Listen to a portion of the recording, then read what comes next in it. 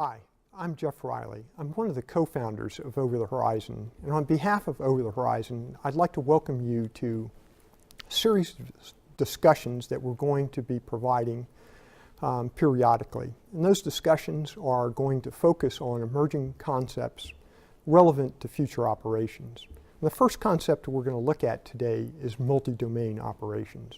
Now, there's a number of individuals questioning whether the concept is relevant or not. And the big question that they ask is why. The primary thing that point that they bring up is that multi-domain operations has been around for millennia. And certainly there's enough historical evidence to substantiate that perspective. Probably around 1175 BC when the first multi-domain operation occurs. And it involves Ramses III, the Pharaoh of Egypt, and his opponent is a confederation of fierce, warlike tribes known as the Sea Peoples. The Sea Peoples have conquered Anatolia, Cyprus, Syria, and they're moving on Egypt. They first meet Ramses III in a land battle and are defeated somewhere around 1178 BC.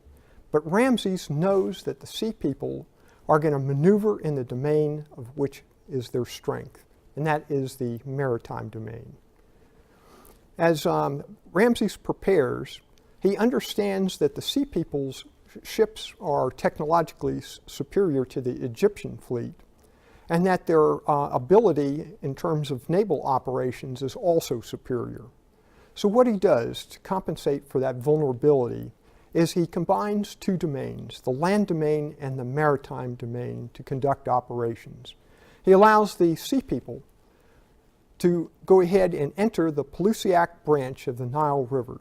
And in that confine, he allows them to maneuver into where they can't withdraw or maneuver without significant naval activities. He closes off the access to the Mediterranean, and he engages the Sea Peoples with land forces, primarily archers, and annihilates the Sea People. Now, the significance of that battle is not so much that it involves two domains. What is significant about it is that it involves combinations of domains to compensate for vulnerabilities. There are also those individuals who state that, well, multi-domain operations is nothing more than joint operations. And that's not quite true. The definition of joint is activities, operations, and organizations in which two or more military departments participate. And as you can see on this slide, it shows the evolution of joint operations. Multi-domain operations, in contrast, is about maneuver. And it's about maneuver based on access to technology. When you look at this slide, depending on when you say the beginning of mankind occurs, there are two domains, the human domain and land domain. About 4,600 years ago, we gained access to the maritime domain. In 1903, we have two bicycle mechanics who at Kitty Hawk fly for 12 seconds, and we gain access to the air domain. In 1957, in October and November, the Soviet Union launches Sputnik 1 and 2. Our current time, another domain is emerging, and that is the electromagnetic spectrum. What's driving all of this is our ability in terms of computing power. And as you look at this slide on the left-hand side, you see computing circa around 1890 using punch cards. And on the far right, what you see is where we're headed, with mankind probably going to develop a computer that will surpass the human brain around 2025 and surpass the capacity of all human brains around 2045. We're about 4 to 5 years away from practical quantum computing. And if you think of computer chips and the ability to compute based on transistors, in 2013, Michio Kaku is talking about computer chips the size of my fingernail and able to hold hundreds of millions of transistors. By 2015, we're able to put 20 billion transistors on a computer chip the size of my fingernail that's at a 10 nanometer scale. And if you think of a nanometer, that's 1/1000th of a meter. If you pull out a human hair, the width of that human hair is 80,000 times wider than a nanometer. In 2017, we're able to take 30 billion transistors and place that on a computer chip at the 5 nanometer scale. Now, Moore's law, as it's known, in the process of doubling computing power every 18 months to 2 years, is destined to come to an end. We are transitioning now, however, to neuromorphic chips which replicate the human brain. And there are companies out there that have chips that have the capability of having 256 independent cores capable of communicating between each other and running separate algorithms. That is going to allow us to provide and integrate a technology that we have not seen before. Technologies that are occurring are similar to these that you see on this slide. And they range from UAVs that everyone's familiar with to counter-electronic, there in the middle, counter-electronic high-power advanced missile program, to upward-falling payload programs there on the top right. Space is going to be weaponized. We're moving into a cyber-hyper era. We're looking at things like cognitive electronic warfare and nanotechnology. And if you look at nanotechnology, it has a lot of different capabilities. That has been around since the 13th or 14th century. But in today's world, it is being used in manufacturing new types of clothing, but it's also being used to upgrade conventional type bombs. It is possible in the future that a conventional 2,000-pound bomb can have a 5 to 10 kiloton nuclear explosive effect without the fissile material. That is providing a pretty dangerous environment for us. We also have a great degree of risk. And what you have on this slide is where our armed forces were in 1991 and approximately where they are today. And as you look through that, our force is essentially about half of what it was in 1991. And what it is doing, it is pressing us into a paradigm where we have to be both efficient and effective. In 1991, we didn't have to be as efficient as we have to be today. We could afford to focus on effectiveness, and that paradigm is significantly different. Risk also involves risk to the homeland.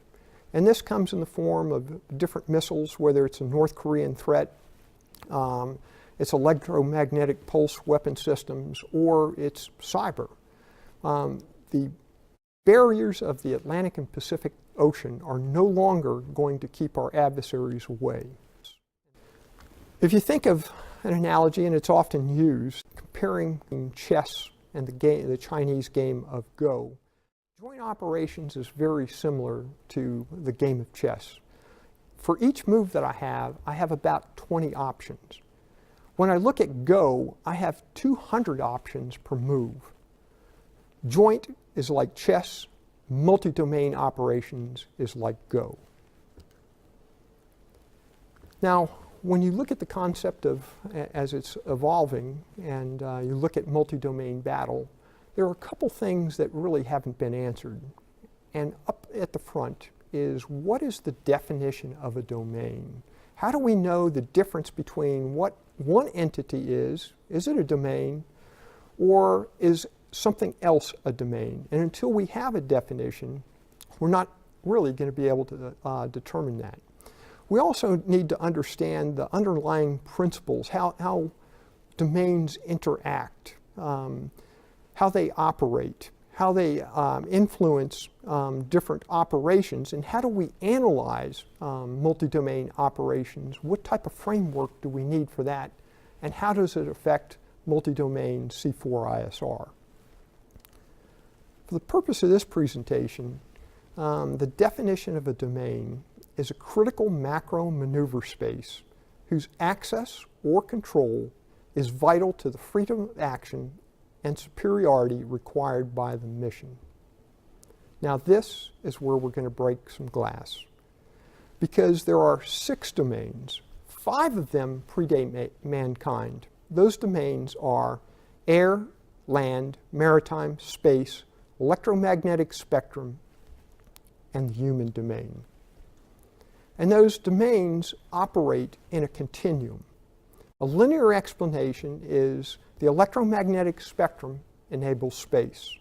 Space enables air, land, and maritime domains to get to the human domain. Now you'll notice that I did not say the cyber domain, and there's a reason for that. When you look at the electromagnetic spectrum, I can't conduct cyber operations without that spectrum.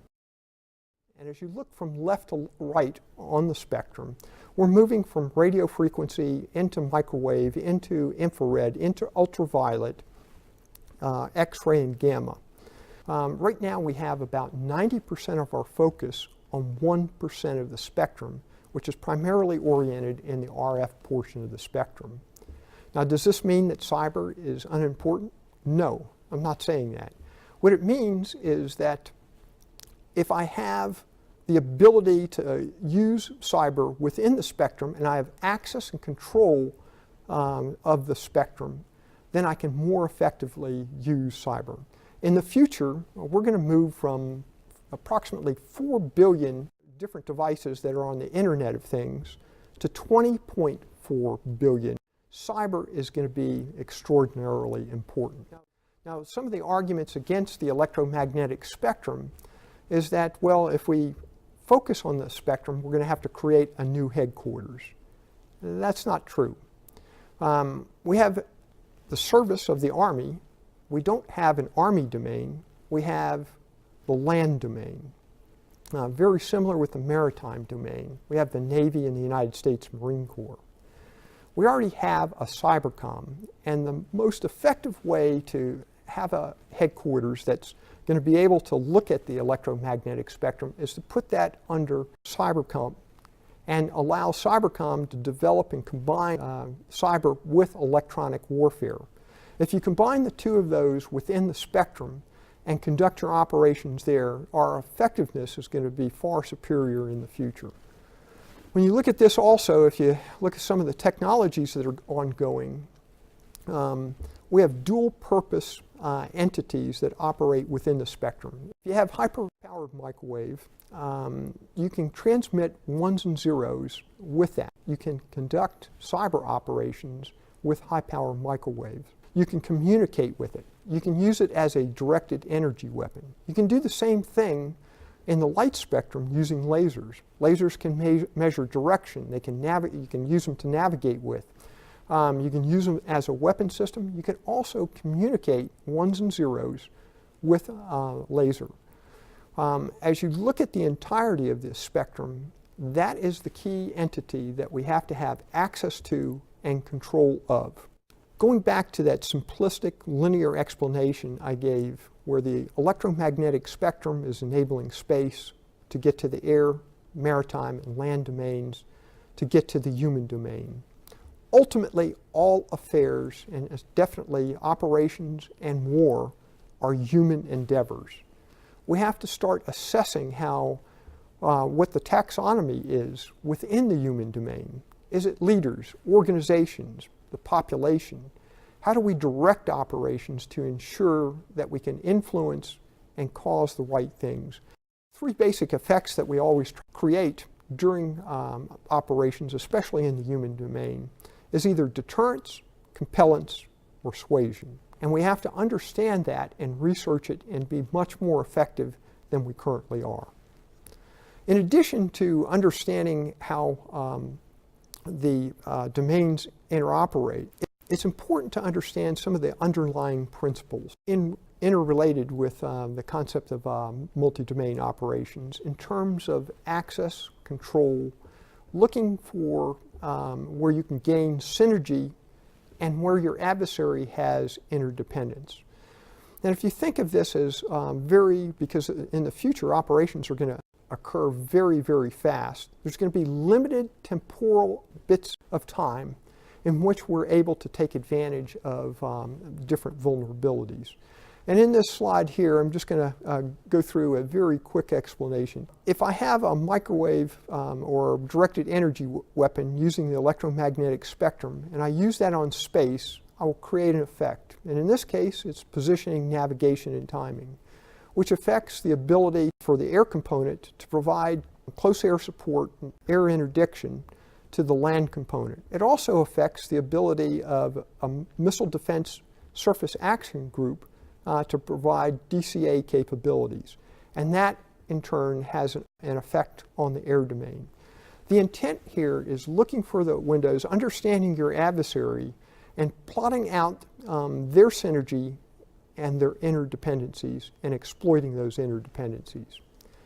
In addition to this, we have to have a framework that guides us for the employment of multi-domain operations. This matrix is a very simplistic matrix, but what it does is it walks through the domains moving across the top. It looks at the objectives that you're trying to accomplish, the effects, and then analyzes the adversary, looks at time, distance, etc. What it's doing is looking at different qualities that each domain brings to bear and provides us the opportunity to go ahead and operate in combinations of domains to keep our adversaries off balance, to exploit them where they are weakest, and to protect our own weaknesses. When you think of the electromagnetic spectrum, you're looking at bandwidth, you're looking at things such as dynamic bandwidth allocation, maneuvering between gateways. You're looking at space operations, the optimization of satellites. You're looking at the normal operations that we conduct in the air, land, and maritime domains. And you're looking at those effects that occur within the human domain. We have to have not just a concept of multi-domain operations, but we also have to have some type of framework so that we can go ahead and establish operations and provide advice to military leaders on how to best utilize multi-domain. With that, what I want to summarize with is multi-domain operations has been around for millennia. But in terms of us really focusing on those domains and being able to operate across the breadth of that continuum that I described earlier, we're in our infancy. Until we can go ahead and leverage the combinations of domains, essentially using those domains as touchpads to achieve dominance, we're not going to be ready for our adversaries. Our adversaries are talking about operating in supra-combinations. They are looking at the electromagnetic spectrum already. Now, if you look at the Chinese concept of integrated network electronic warfare, or you look at different Russian activities in the Ukraine, you'll see that those type of operations are very advanced. We have got to do a much better job of understanding how these domains interact and the basic principles. And with that, thank you very much.